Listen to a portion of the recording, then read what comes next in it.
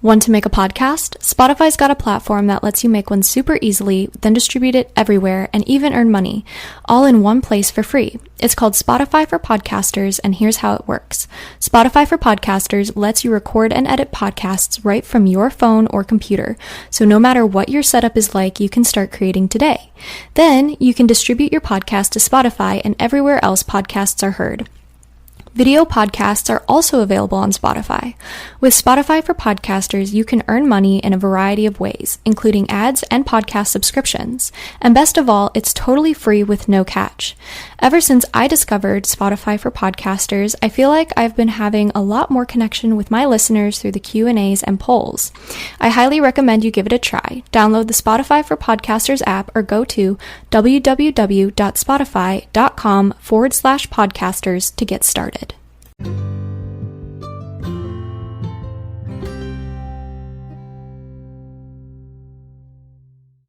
Hi everyone, I'm Amber Rose, the Religious Hippie, and welcome to A Catholic's Perspective. For those of you just finding this podcast, let me tell you a little about myself. I was born and raised a cradle Catholic until I fell away from the church for 8 years. I just recently came back to the church, and I could not be happier with where I am today. I am currently a junior in college, and I'm studying graphic design. I am an ambassador for multiple amazing Catholic Christian companies, and I love working with all of them. Now, some of you may already know me from my popular Religious Hippie social media channels, such as TikTok, YouTube, Facebook, Twitter, and Instagram. I have all kinds of Catholic content on there, so don't forget to go check those out. So the reason I wanted to start a podcast was so that I'd be able to have a longer format which people could listen to from wherever they are. I particularly wanted to address issues that young Catholics face today in the secular world, and I want to do that by providing information along with commentary and even a little of my own opinion. I can't lie, from time to time I might be discussing very controversial issues, and some will find my opinions unappealing. But I do this out of my faith and service to God. We must keep communicating with each other, respecting each other, and put each other on the path to sainthood. I think you'll enjoy the podcasts coming up, and I thank you for being here with me.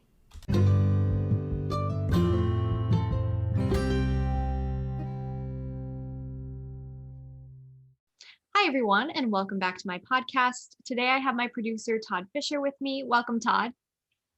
Hey, how are you today, Amber? I'm good. How about you? Pretty good, pretty good. You ready to save the world today? Oh yeah, 100%. So today we're going to We do this every other week. Oh my gosh, yes. And I mean, honestly, I just love having these conversations. I think we have such fruitful conversations that come out of these discussions, and hopefully they help people.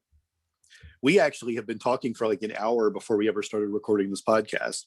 Oh yeah, 100%. We talk about basically everything. We could honestly have like our own podcast about our conversations before the podcast. We'll someday we'll release the director's cut of all the unheard stuff. Oh, 100%. That would be so fun.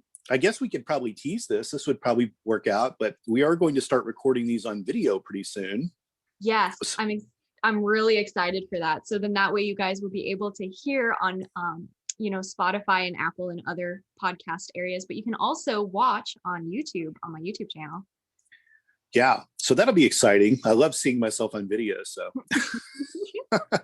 But it's not for me to be on video, but rather your guests. You have a lot of guests that are going to be coming up still this year, and it'll be nice to see you interview them. But something else exciting that we're kind of putting out there for you, which is great. Yeah. I'm really excited about it. I think it'll give a whole new element to these podcasts, especially for those who are more visually inclined, more than audio inclined.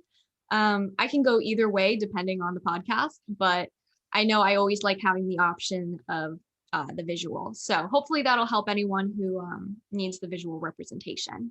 For sure. What are we talking about today? So today we're going to talk about temptation and how we can fight back. It's a pretty exciting topic. Oh my, I suffer from many of those. I think we all do. It's okay. At the time we're recording this, it's the day after Super Bowl Sunday. So a lot of temptations presented themselves during Super Bowl Sunday in terms of the food I ate, the drinks I had. But it was Sunday, so it's a feast day. So you right. have that stuff a little bit. That's good. That's a good way to think about it. I'm off the hook.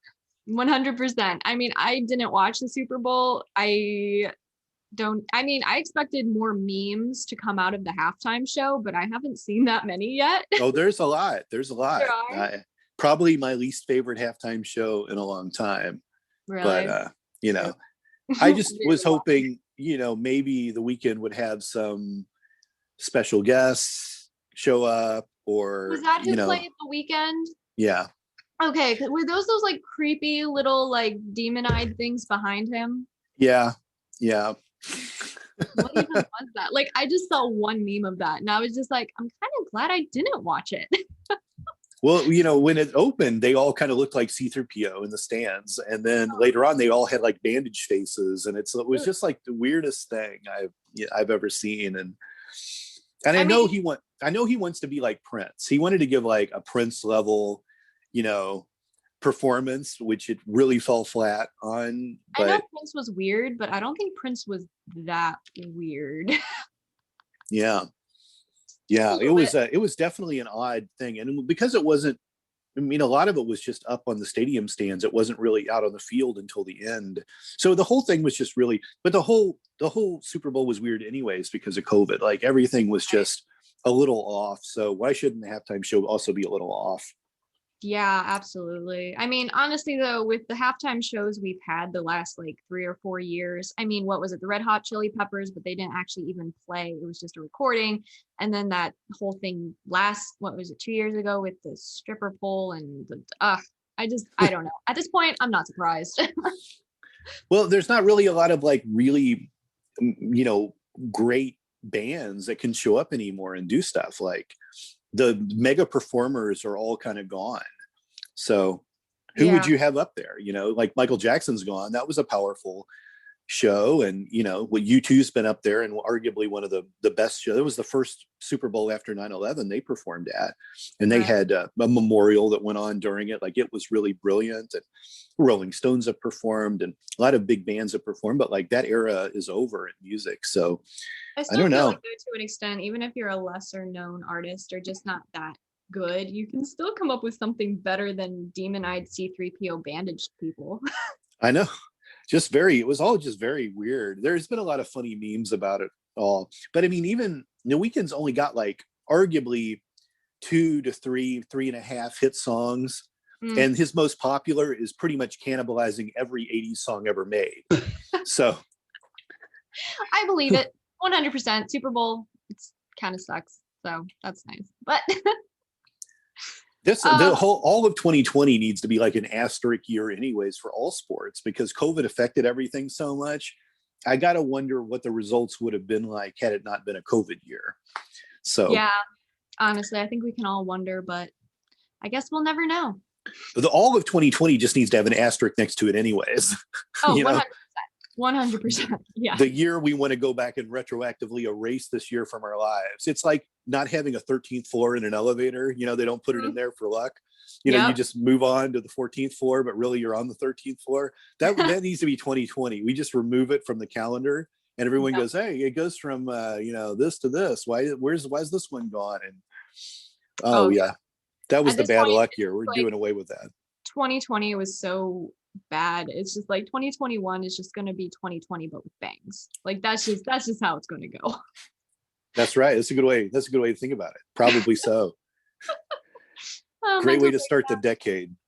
Oh All yeah. right, let's get into this.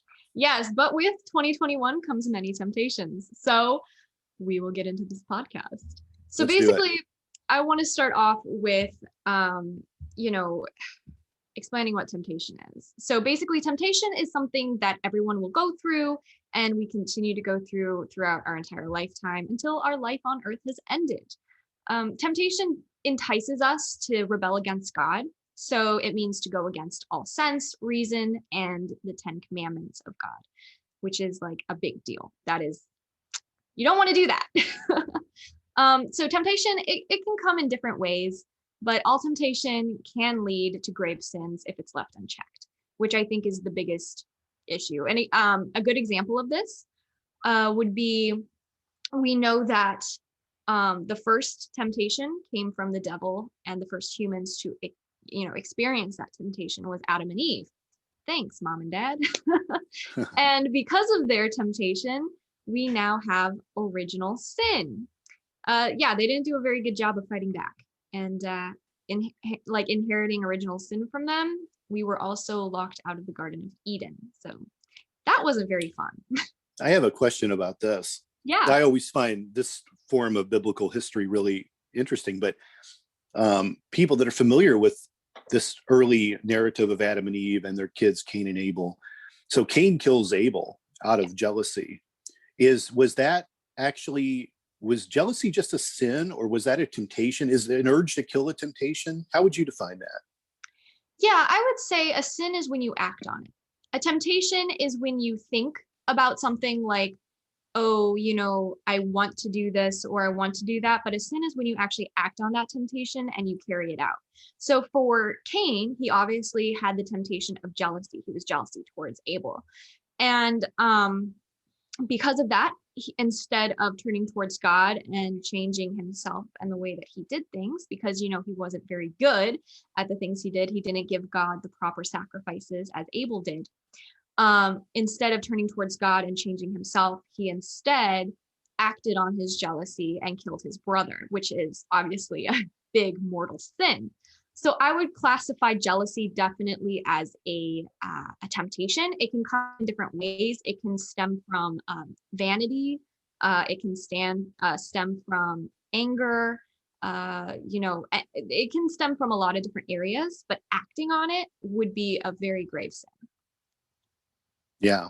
And Adam and Eve and Cain weren't the only ones. Jesus also had temptations. Tell me about that. Yeah. So in the Bible, obviously, there are many, many people who experience temptation. And in Matthew 4, Jesus experiences temptation. Basically, he had been praying and fasting for 40 days. And that's when Satan appeared to Jesus to tempt him. Technically, Jesus should have been at his weakest at this point in his bodily form, because if you don't eat or you're fasting for 40 days, you're going to be a little tired and hungry. But basically, when Satan came to tempt Jesus, Jesus fought back. He refused all of the devil's temptations, and the devil left him. And we're told that the angels came and ministered to Jesus. In a way, I personally feel as though nowadays people act as though they have no control over their actions, feelings, or desires. Many refuse to take responsibility for their own choices, and instead they blame it on God or other things when things go wrong. We have a choice. We have a choice to either renounce temptation or to give in to temptation. However, because of our fallen nature as humans, we are not perfect, and we will at times be weak and fall for the temptations that, Satan leads us into. But these temptations can lead to bigger sins, which is why they're a big issue. As St. Paul says, no temptation has overtaken you except what is common to mankind.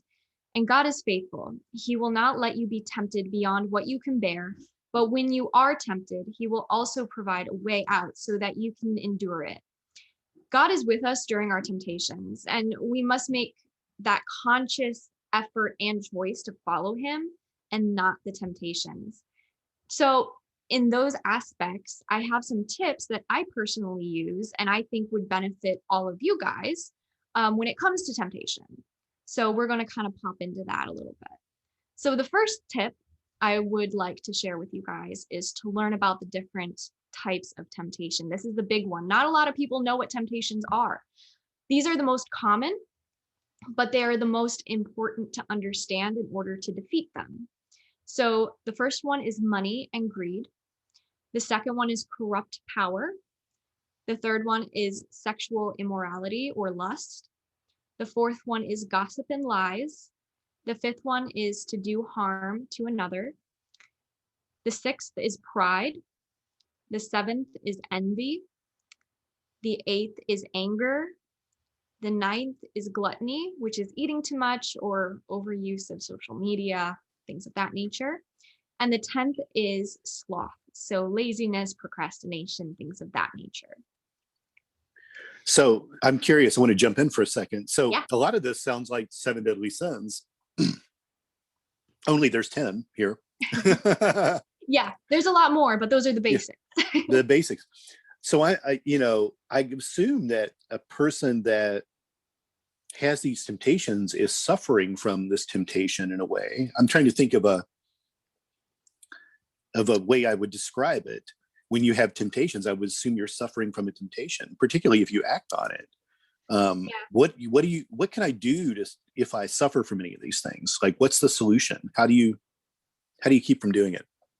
Yeah, there's actually quite a few solutions, which I'm glad you brought up, because these are actually very important. And I think in general, everyone could benefit from knowing these things. The first thing I would suggest is go to confession ASAP. I know confession can be scary for some, but trust me, it's not scary. You need it. And I think it's one of the most obvious solutions. However, when we go to confession, it's like a mini exorcism. This is something that we need. You will receive grace from God, and that'll help you to overcome these sins and temptations and become more resilient towards them in the future, which is really important. It's also actually the perfect time to ask your priest for guidance. I know I do this all the time. If I'm struggling with a specific temptation or repetitive sin, I'll go to my priest and I'll be like, I really need some guidance on how I can overcome this. Prayers, ideas, stories, Bible verses, things of that nature to really remind me of why I need to be resilient towards these sins. So that's really important. The second thing is to learn your triggers. What triggers you? When you get hit with a temptation, you have to ask yourself what you were doing before that temptation hit. Many times we aren't aware enough to know when people, things, or situations trigger us into sin. Make it a point to become more self-aware. Keep a journal if it helps. I know that really helps me. And begin documenting your temptations and see what happens before your temptations happen. So for some people, this could be a lot easier than others. It basically has to do with becoming more self-aware. And honestly, being self-aware is just a part of being Christian. We need to be aware of the way we speak, dress, and treat others, because a lot of times we could actually be the temptation for somebody else. We could be a trigger for somebody else. And in the way we dress, the way we speak, the way we portray ourselves, what we post, what we, do, we could be a trigger for somebody. And so it's also important that we look at ourselves in that sense of like, am I a trigger for anybody in the way I dress or anything like that? Obviously, you won't be able to avoid people who are like, oh, she's dressing so modestly, like blah, blah, blah. Like, there are some people where you could dress super modestly and they will still try to find something, that's immodest or treat you immodestly. That's not your fault. But in the way that we speak and things, we should be aware of how it affects others. We must try and strive to please God in every area of our lives, and being self-aware helps us to see the areas we need work in and the areas in which we're doing okay, but we still need to turn to God. So that would be my second example. My third would be to remove the temptations. I know I mentioned this in a previous podcast, but I would constantly compare myself to other women on social media. How they looked, their hair, their bodies. I wanted to be like that. And this basically stemmed from a deep-seated struggle in insecurities. I always thought that I had to look a certain way or dress a certain way to be popular or to look presentable to society, and instead of being self-aware and realizing that this temptation was feeding my insecurities and envy, I just kind of kept feeding this temptation. I didn't really try and stop it because I was falling into the temptation of being like, I want to look like these people. And by looking at them, maybe I'll somehow achieve that. That's not how it works. Eventually, though, I did mature and I removed those types of people from my social media. I started eating better and working out regularly and just living a healthy lifestyle in general. But we need to make choices. Either we continue to wallow and be engulfed in self-pity, continuing this journey of temptation and sinfulness, or we pick ourselves up, we go to confession, and we make a conscious effort to change our surroundings, removing temptations from our everyday sight. That is super important. I gave a fairly easy example of avoiding temptation in my own life. However, for many people, this actually could be a lot more difficult. You might have to distance yourself from certain people who are dragging you into sin. You might have to cancel your Netflix subscription, or, just throw your TV out the window altogether. That's a good reason too. Uh, Everyone's situation is going to be different, but removing yourself from the path of temptation will be extremely beneficial. And that's a big one. The fourth thing I would suggest is to speak to a Catholic spiritual director. These people can be like accountability partners, which are great when you're struggling with lust or sexual sin in some type. You don't want an accountability partner that is your significant other or family member. You really want them to be the same sex as you, and you want them to be able to uphold, your standards and stuff, especially when you're falling into temptation or sin. You want that person to be able to really bring you back into reality and be like, hey, you were on this path so good, let's get you back there. And Catholic spiritual directors are amazing at that. They can really help you process the situations and temptations, and they can point you in that direction of repentance and resilience. Also, they can offer you more resources and ideas on how to combat temptation that might be more suited for your lifestyle. Because I know there are some people, I'm a graphic designer, and I know many graphic designers who have to look at certain inappropriate images for certain, billboards, or for this or that. And in my case, I wouldn't accept a job like that. But some people might need a spiritual director to point them in the right path, because that is not, my job. I can only tell them like, hey, maybe I wouldn't suggest taking this job. But at the end of the day, a spiritual director can really sit down with them and, in a way, guide them towards a better decision. Sometimes that might mean quitting a job. Like I said, it's not always going to be easy, but they're very helpful in that aspect. The fifth thing I would suggest is to pray. I think this is a no-brainer, but prayer is very powerful. The first prayer I would suggest is the Rosary. Every Hail Mary is like a punch to the devil's face. When it comes to strong temptations, say a Hail Mary over and over again until the temptation passes. This has been extremely helpful for myself and my friends and other people I have talked to who experience hardcore temptations. They basically repeat the Hail Mary, and eventually it passes, and they thank God. And they say, thank you, God, for preserving me from this temptation and keeping me from sin. That's amazing. And also, when we pray the Rosary, Our Lady and a legion of angels comes down to pray with us. And I just think that's absolutely beautiful. The second prayer I would suggest is the St. Michael prayer. In general, St. Michael is a defender and protector. So calling upon him the next time you feel a temptation is amazing. He will absolutely help protect you. The third prayer I would suggest is one that I actually don't see a lot of people suggesting, and that's the Fatima prayer. And that's the, oh my Jesus, forgive us our sins, save us from the fires of hell, especially those in most need of thy mercy. I don't see a lot of people suggesting this prayer when being faced with spiritual temptations or battles and things of that nature. And I just think this is such an important prayer, because it's basically pulling us back into reality, where it's just like, save us from the fires of hell, which is where sin and temptation leads if we continue following it down that path. And what we're doing is we are calling on Jesus to forgive us our sins and save us from that. And that's just very powerful. So by turning to God through these prayers, we're resisting the devil, and that is what counts.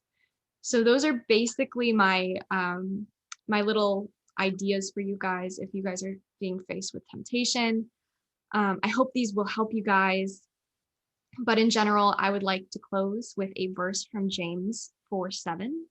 Submit yourselves, therefore, to God. Resist the devil, and he will flee from you. And I think that is 100% true. And we resist the devil by doing these things and turning towards God. Wow. Great. Thank you. Great topic today. If anybody wants to be my accountability buddy, email the religioushippie@gmail.com. You'll have your work cut out for you. Oh, I think we all would, right? But wow. Yeah. Powerful stuff. Really, really interesting. You really went deep on all of this. Really pretty incredible, because this is kind of a route to sinning, is Oh, these absolutely. temptations. And there's so many in the world today that you can have, and these things lead to addictions. These things, they escalate and get worse.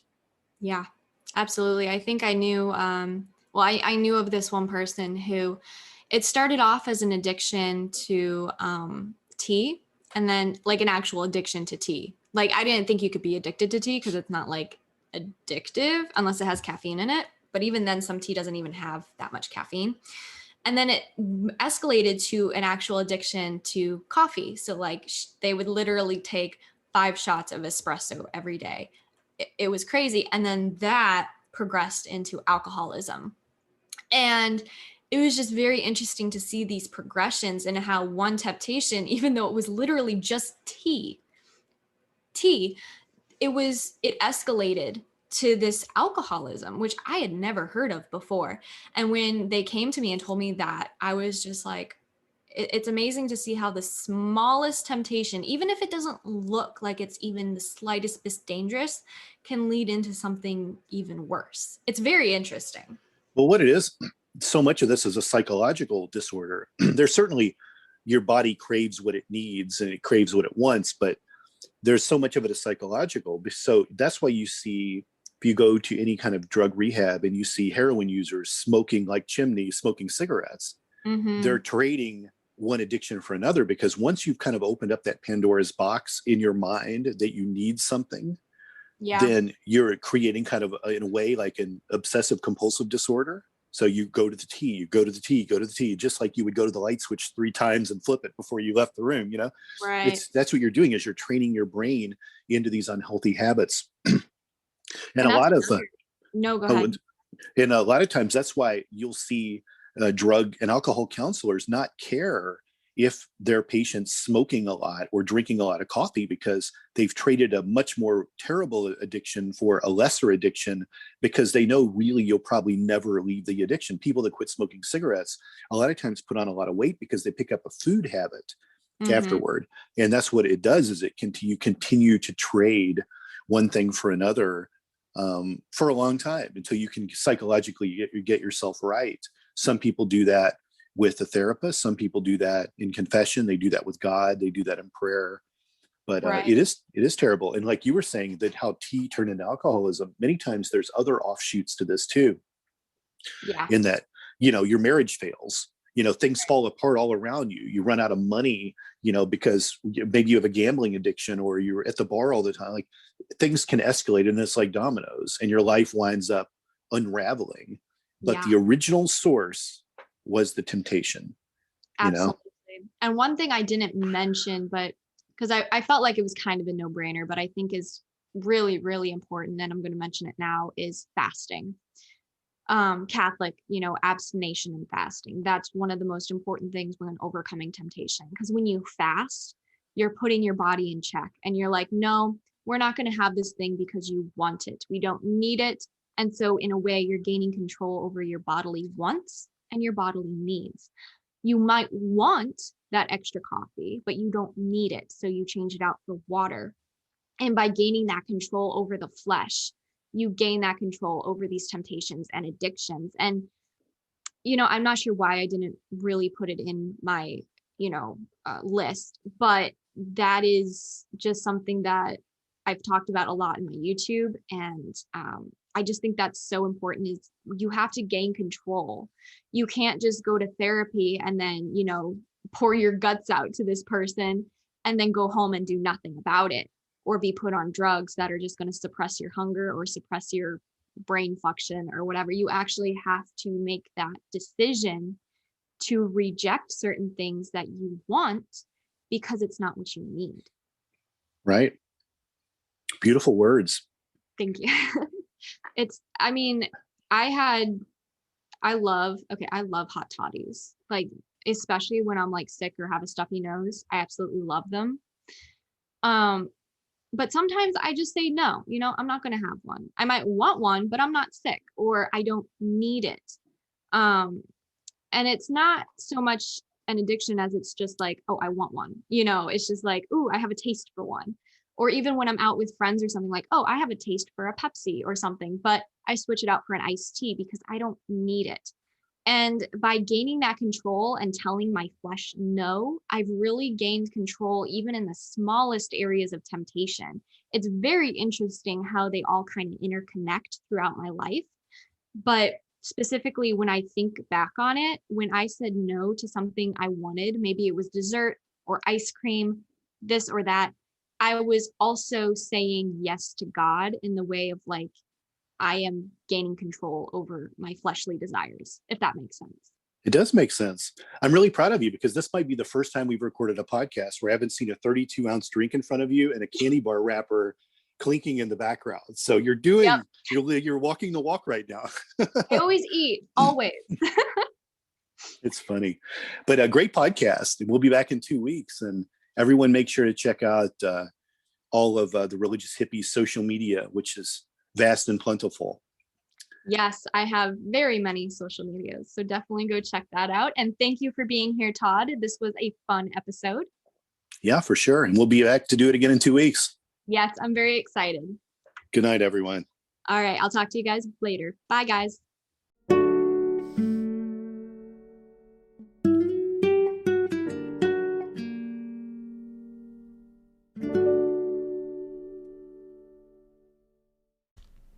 Do you have questions or comments about today's episode?